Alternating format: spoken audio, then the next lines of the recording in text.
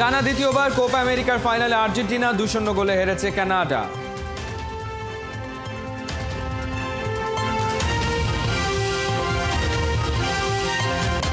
আর্জেন্টিনার ফুটবলকে বদলে দিয়েছেন মেসি আর ডি মারিয়া জুটি। কোপার ফাইনালে এই অধ্যায়ের ইতি।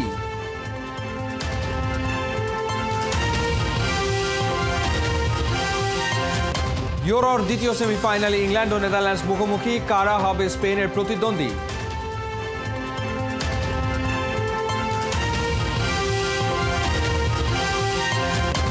নাইমুর রহমান উড়িয়ে দিলেন নান্নু সাইফুদ্দিনের ধারণা। পাইপলাইন নিয়ে ইতিবাচক ব্যাখ্যা।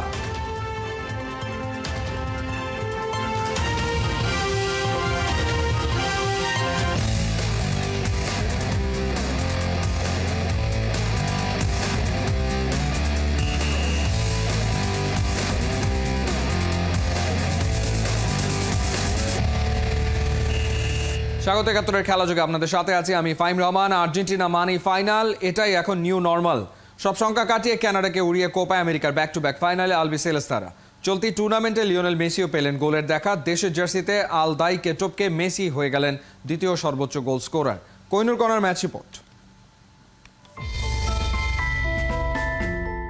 Lionel Messi plus Julian Alvarez equal to final. বিশ্বকাপ হোক কিংবা কোপা আমেরিকা, এটাই ইজি বিজি ইকুয়েশন। আর্জেন্টিনার স্বাধীনতা দিবসের আনন্দ মেসিরা রাঙিয়ে দিল রংধনুর 7 রঙে। নিউ জার্সি যেন হয়ে উঠল একখণ্ড বুয়েনোস আয়ারেস। চারিদিকে একটাই কথা, এই দলটাকে আটকানো যায় না। কানাডার বিপক্ষে ফেভারিটের ট্যাগ ছিল আর্জেন্টিনার গায়ে, তবে শুরুতেই যেন ভয় ধরিয়ে দিয়েছিল খানিকটা। ম্যাচের 7 মিনিটে মেসিদের রক্ষণে ঢুকে পড়ে ডেভিসরা। কানাডার তর্জন গর্জন থামিয়ে দেন হুলিয়ান আলভারেজ। ম্যাচের 21 মিনিটে গোল করে দলকে এনে দেন লেট। চলতি টুর্নামেন্টে কানাডার বিপক্ষে 2 বার স্কোর শিটে নাম তুললেন এই ইয়াংস্টার। প্রথমার্ধের শেষ সময় মেসির জোড়া অ্যাটাক, কিন্তু হায়, গোলটা যেন আসি বলেও এলো না। বিরোধের পর আর থামানো যায়নি লিওনেল মেসিকে। 51 মিনিটে এনজো ফার্নান্দেজের অ্যাসিস্টে অবশেষে এবারের টুর্নামেন্টে প্রথমবার লিও পেলেন গোলের দেখা। ৮০,১০২ জন দর্শক দেখল ম্যাজিক্যাল মেসির চোখ ধাঁধানো পারফরমেন্স। ২০০৭ থেকে ২০২৪ এই নিয়ে কোপা আমেরিকার ৬ সিজনে গোল করলেন 11। কোপা ক্যারিয়ারে ৩৮ ম্যাচে মেসির গোল সংখ্যা এখন 14। সব মিলিয়ে দেশের জার্সিতে ১৮৬ ম্যাচে মেসি গোল করেছেন ১০৯টি। ইরানের আলদাইকে টপকে দ্বিতীয় সর্বোচ্চ আন্তর্জাতিক গোলদাতা এখন আর্জেন্টাইন অধিনায়ক। ইতিহাসে যা দ্বিতীয় সর্বোচ্চ। এই লিস্টে মক ডালে ক্রিস্টিয়ানো রোনালদো। আলফান্সো ডেভিসের মাটিতে লুটিয়ে পড়ার মতোই আরও একবার আর্জেন্টিনার কাছে থমকে গেল কানাডার অভিষেক আসরের স্বপ্নযাত্রা। আর গেল 10 বছরে এই নিয়ে মেজর টুর্নামেন্টে 6 বার ফাইনালে আলবিসেলেস্তারা। ফাইনাল ছাড়া আজকাল আর্জেন্টিনার চলেই না। কোহিনুর কণা, ৭১।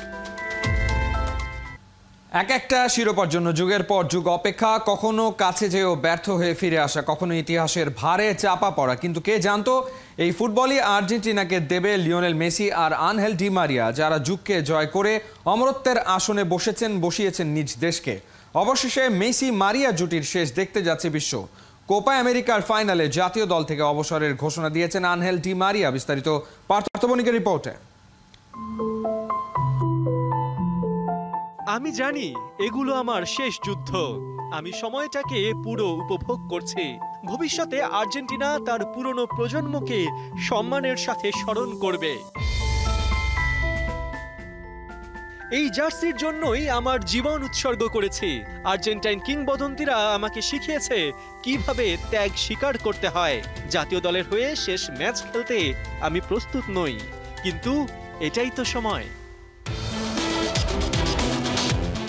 Lionel Messi, Angel Di Maria Copa আমেরিকার সেমিতে কানাডাকে হারাবার পর এভাবেই 2 লিভিং লেজেন্ড তাদের ফিনিশিং লাইনের সীমা টানলেন। লিওনেল মেসি শেষের প্রহর গুনলেও আনহেল ডি মারিয়া জানিয়ে দিলেন 15 জুলাই কোপার ফাইনালই হবে আর্জেন্টিনার জার্সিতে তার শেষ ম্যাচ। 16 বছরের ক্যারিয়ারে অনেক তো পাওয়া হলো, এবার সময় এসেছে নিভৃতে বসে স্মৃতি রোমন্থন করার। মেসি আর ডি মারিয়া দুই মহারথী কখনো কাঁধে কাঁধ মিলিয়ে, কখনো একে অন্যকে জড়িয়ে পায়ে পায়ে প্রতিপক্ষের দুর্গ ভেঙে সৃষ্টি করেছেন এমন সব রূপকথা যা আর্জেন্টিনাকে পৌঁছে দিয়েছে অনন্য উচ্চতায়। 2008 অলিম্পিক গোল্ড, 2021 কোপা আমেরিকা, 2022 বিশ্বকাপ শিরোপা, এই জুটি আর্জেন্টিনাকে দিয়েছে শ্রেষ্ঠত্বের স্বাদ। নিজেরাও আসীন হয়েছেন অমরত্বের সিংহাসনে। লিওনেল মেসির জন্য এই Copa America the last pearl of necklace. কানাডার বিপক্ষে সেমিতে এরই মধ্যে ছুঁয়েছেন আরেক মাইল ফলক। জাতীয় দলের হয়ে গোল সংখ্যায় পেছনে ফেলেছেন ইরানের আল দাইকে। 109 গোলে লিওর অবস্থান ঠিক রোনালদোর পরে।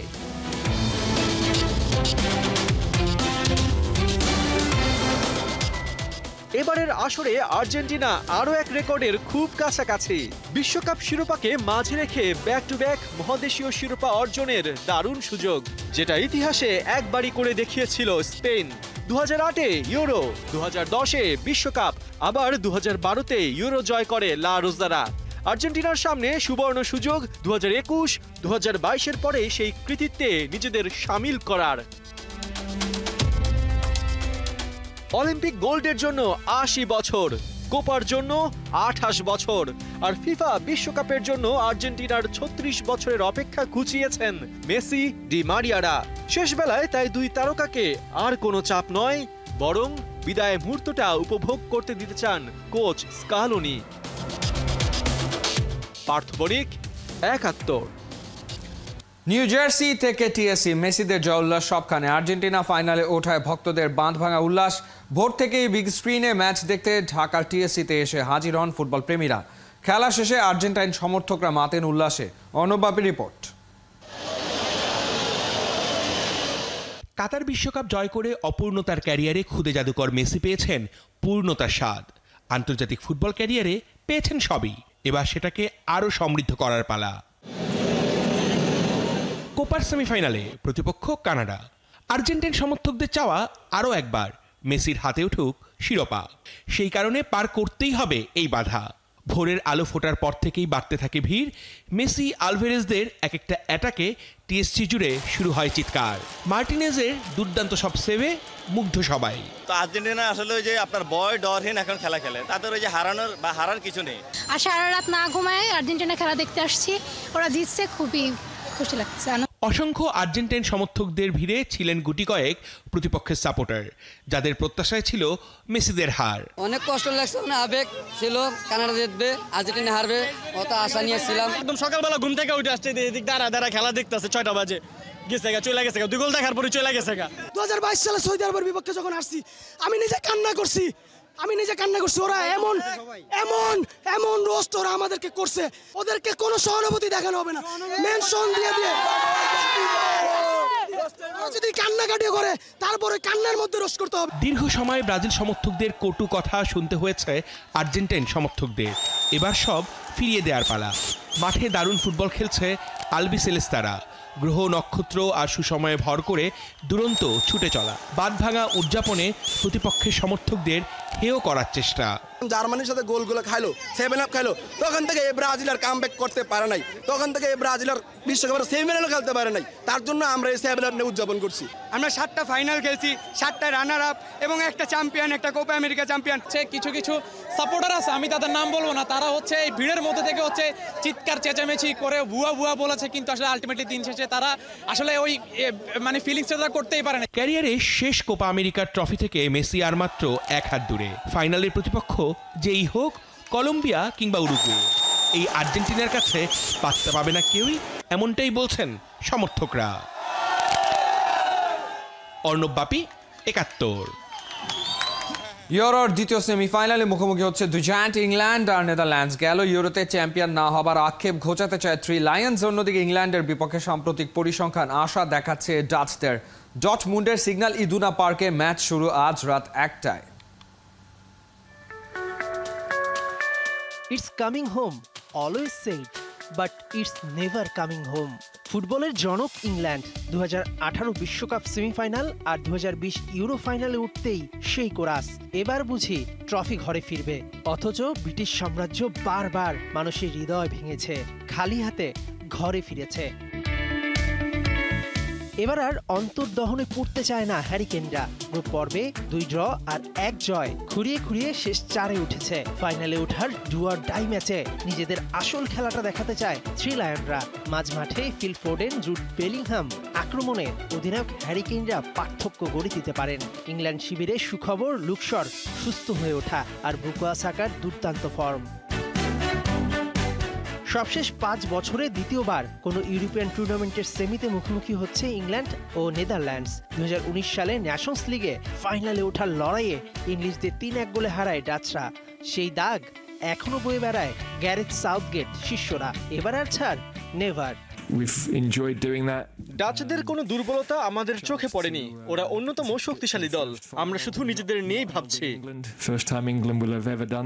এদিকে 20 বছর পর প্রথমবার ইউরো সেমিফাইনালে নেদারল্যান্ডস। সেই 2004 সালের টিমটার কেউই নেই এই দলে। চাপ কমাতে ম্যাচের আগে টিম হোটেলে ধর্মীয় অনুষ্ঠান আয়োজন করেছে ডাচরা। বরুসিয়া ডর্টমুন্ডের ঘরের মাঠ সিগন্যাল ইদুনা পার্কে অ্যাডভান্টেজ পাবে কমলা শিবির, কেননা এই দলের কমপক্ষে 7 ফুটবলার খেলেন ইংলিশ লিগে। তাই ইংল্যান্ডের টেকনিক ভালোই জানা ভার্জিল ফন ডাইকদের। এক ঐতিহাসিক রাতের সাক্ষী হতে চলেছি। সেমিফাইনালের জন্য আমরা প্রস্তুত। ফাইনালে উঠলে আমার পছন্দের প্রতিপক্ষ হবে স্পেন।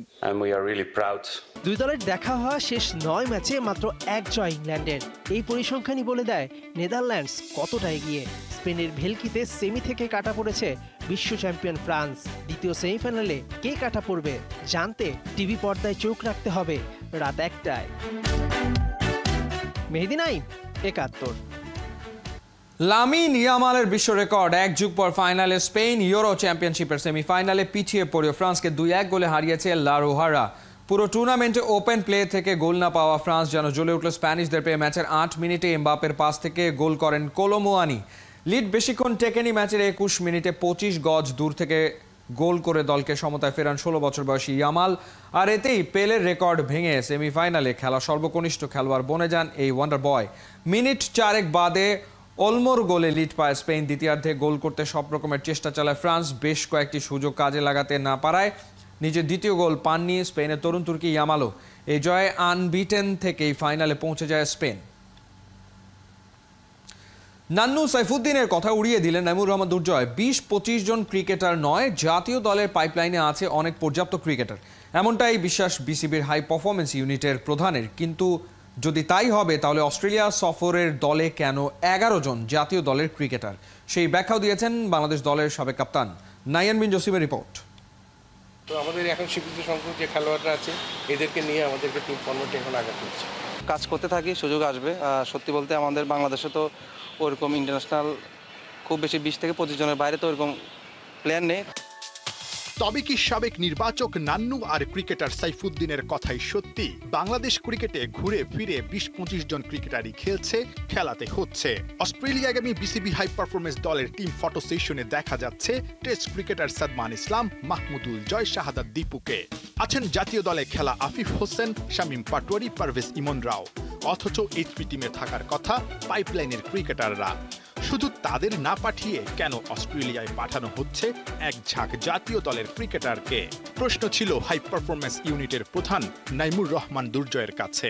26-27টা প্লেয়ারের কথা, কোনো ইন্ডিভিজুয়াল যেমন সাইফুদ্দিনের কথা বললেন সেটা তার ব্যক্তিগত মতামত।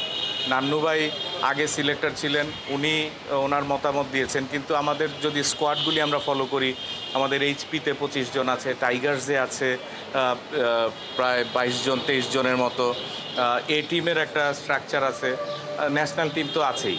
তো সব মিলিয়ে যদি এখন আপনি হিসাবটা ক্লিয়ার সবাই করতে পারবে যে আসলে 26-27 জন প্লেয়ার নিয়ে কাজ করা হয় না কত প্লেয়ার নিয়ে কাজ করা হয়। ন্যাশনাল টিমে যারা খেলছে সেইখানকার প্লেয়ারও নেওয়া হয়েছে, কারণ 2027-এ আমাদের যে অস্ট্রেলিয়ার সঙ্গে ট্যুর আছে, ওখানের খেলাটাও কিন্তু ডারউইনেই হবে। তো তাদেরও একটা প্রিপারেশন, কারণ অনেক সময় আমরা দেখি যে আমাদের নতুন প্লেয়ার বা একেবারে প্রথমবার খেলতে গিয়ে একটা আননোন একটা পরিবেশে ডেবিউ হচ্ছে।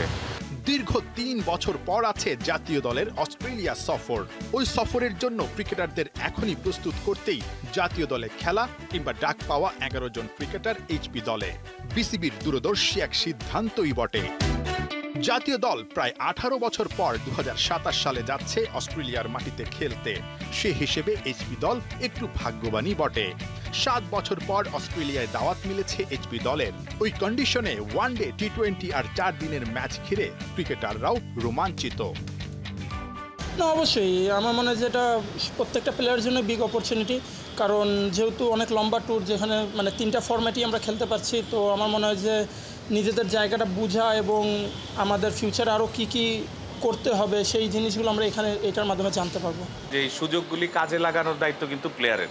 আমরা সুযোগ সৃষ্টি করে দিতে পারবো, কিন্তু সেটা কাজে লাগিয়ে নিজেকে পরের লেভেলে নিয়ে যাওয়া বা অন্য ধাপে নিয়ে যাওয়া, ইমপ্রুভ করা, এটা কিন্তু এই ফোকাসটা ধরে রাখা কিন্তু প্লেয়ারের দায়িত্ব। শনিবার অস্ট্রেলিয়ার পথে রওনা হবে বাংলাদেশ হাই পারফরম্যান্স ইউনিট।